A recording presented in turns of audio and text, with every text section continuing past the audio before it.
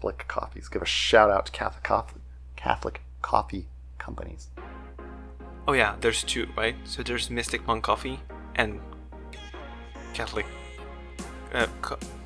What's the name? Oh man, I guess two. there's like 3. There's 4. 4.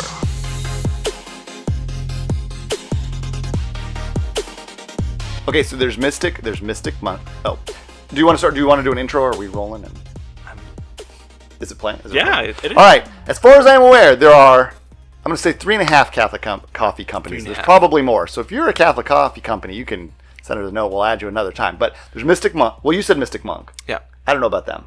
Tell me about them. Yeah. So monks making coffee. Okay. No. I think they're in Arizona. Okay. Oh, Arizona. I'm from Arizona. Fantastic. Do not quote me on that. Great state. I didn't watch a video like 2 weeks ago, but like short memory. Okay.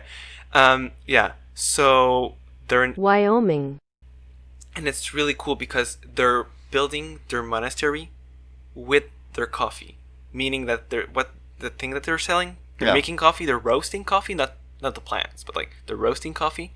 They're selling the coffee, and with this money, they're building their own monastery. Oh, that's the a very. Thing is, they're not just buying material and paying people to build their monastery. They're building their monastery. So they bought machinery to carve stone, and like a monk learned how to like 3D model like pieces of stone, and then another monk learned how to carve the stone with the machine, so they can literally build out of like stone and piece of wood their monastery.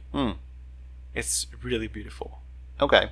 It's that's a very ancient monastic tradition to support yourself with an actual business of some sort. Like a lot of monasteries will sell cheese or chocolate. Honey or okay, so Mystic Monk. I just learned about them, so I didn't know about them before now. But then there's I think Catholic Coffee Company.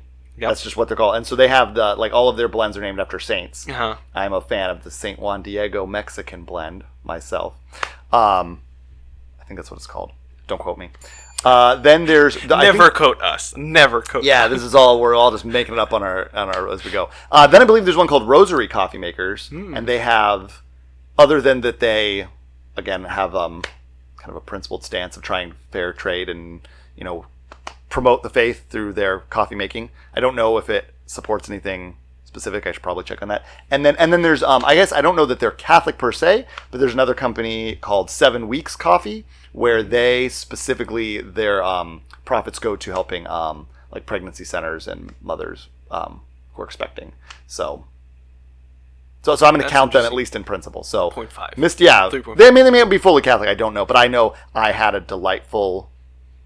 I think it's what's in my coffee pantry right now is one of their bags of delightful dark roast coffee. So if they're not fully Catholic, I'm giving them credit for what they're doing. Principled. So being principled, they're on. In principle, they're Catholic. They're on Team Life, so they get bonus a shout out on this podcast. So yeah, 3.5. 3.5. 4, maybe 4, maybe fully 4. Between 3.5 and 4. I'm sure there's more. Yeah. That we don't know of. Yeah. Let us know. Well, that's an interesting question. Like, so that's always a question for me of like, so when you say that something, so that's an interesting question, and I often feel so. When you say a product is Catholic, do you mean that it is made with ethical principles that the church would support? Do you mean that Jesus would buy it? Do you mean Catholics made it? Do you mean that it promotes the faith in some way? So it's an interesting question of what you mean as a definition of like when a company says it's Catholic. Unless it's printing Bibles. Yeah. With the Catholic number of books. I mean, it gets a little weird to be like, what makes a Catholic Is it the owner? company? Is the owner Catholic? Or the employees Catholic?